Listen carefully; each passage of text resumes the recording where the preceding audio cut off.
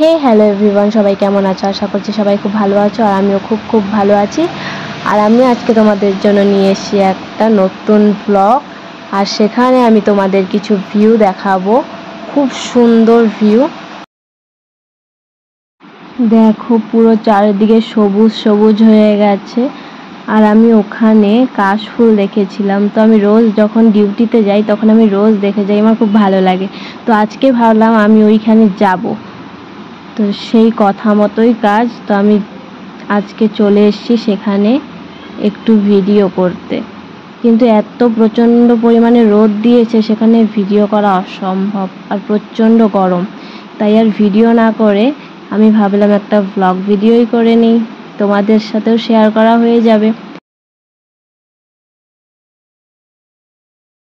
কাশবনগুলো দেখে খুব ভালো লাগছিল, তাই ভাবলাম কিছু কাশবন কেটে বাড়ি নিয়ে যাই, তাহলে আমি ভিডিও করতে পারবো বা ফটোশ্যুট করতে পারবো।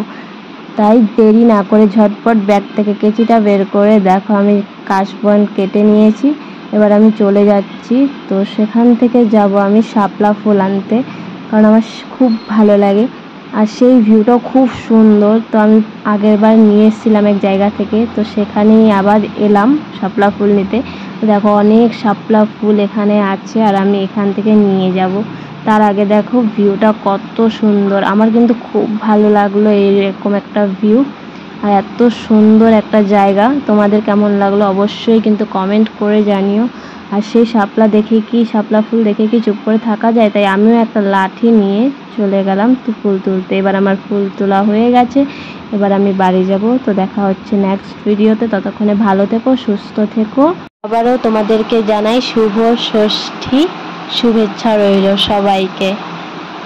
ভালো থেকো।